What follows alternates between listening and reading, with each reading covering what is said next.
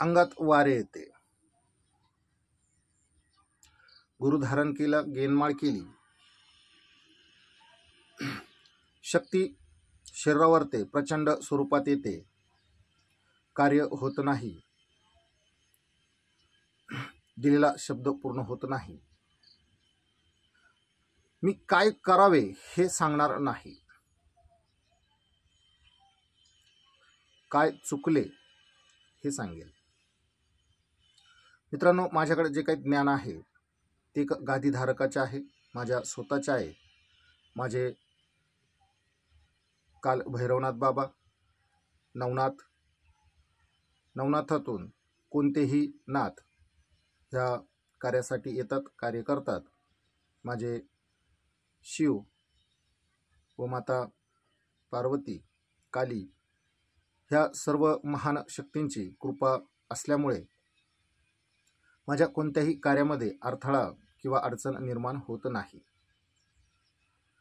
तर आज आपण जो विषय छेडणार आहोत तो बाबांच्या आदेशानुसार, माता कालीच्या आदेशानुसार मी हे महिलांसाठी विषयाचे जे काही गुप्त ज्ञान आहे ते तुमच्या समोर सांगत आहे.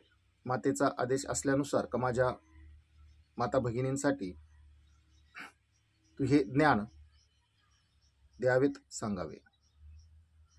मित्रांनो, ज्याही वेळेस मला व्हिडिओ बनवायचा असतो त्यावेळेस मी आदेश घेऊनच व्हिडिओ बनवत असतो. त्यामुळे मी सत्य तेच सांगतो, मसाला लावण्याचा प्रयत्न करत नाही. त्यामुळे कदाचित माझे व्हिडिओ सर्वसामान्य वाटतात, तुम्हाला ते आवडतही नाही. तर आजचा विषय म्हणजे की गेनमाळ केली, गुरु धारण केला, सवारी प्रचंड स्वरूपात येते, दिलेले वचन पूर्ण होत नाही. तर याला कुठलाही उपाय माध्यम करून हे शक्य होत नाही.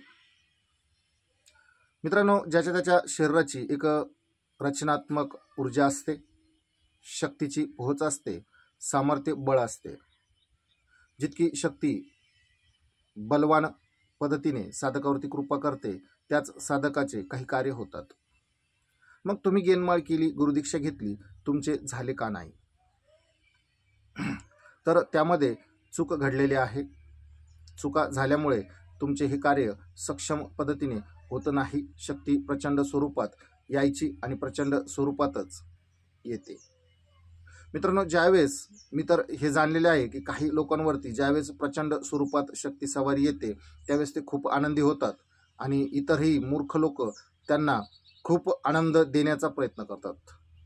तुझी सवारी खूप प्रचंड स्वरूपात येते, खूप जोरजोरात अंग हलवते.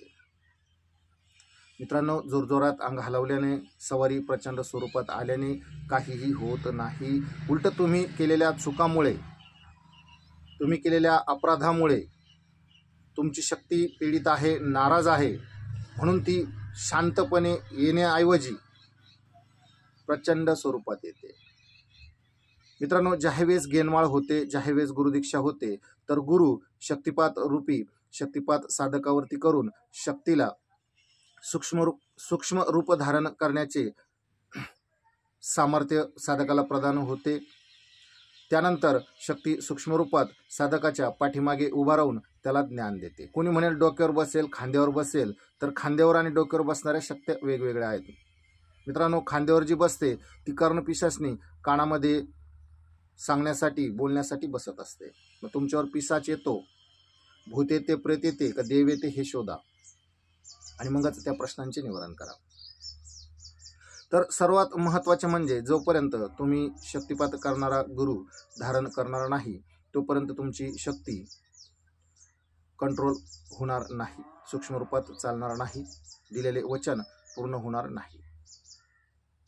मुळात गुरुकडे पण वाचा सिद्धी असायला हवी. त्याच वेळेस जर गुरुचे वचन दिलेले सत्य होत असेल तरच तुमचे वचन सत्य होईल, किंवा तुम्हाला ते स्वतःला आत्मसात करावे लागेल, शक्तीकडून त्या पद्धतीचे ज्ञान घ्यावे लागेल, किंवा शक्ती त्या पद्धतीची कृपारूपी करावी लागेल. त्यावेळेस हे शक्य होईल. जे तुम्हाला सोपे वाटते ते तुम्ही आजमावे, करावे, आदेशानुसार मातेच्या काली मातेच्या आदेशानुसार जे मला सांगायचे होते तेच मी तुमच्यासमोर सांगत आहे, मांडत आहे. व्हिडिओ आवडला तर व्हिडिओला नक्कीच लाईक करा, चॅनलला सबस्क्राईब करा, शेअर करा. मित्रांनो, ज्ञान देण्यासारखे गुप्त ज्ञान असे भरपूर आहे. जर मी सांगण्याचा किंवा बाबांचा मातेचा जर आदेश आलाच तर यूट्यूबवरती प्रचंड स्वरूपात खळबळ उडेल.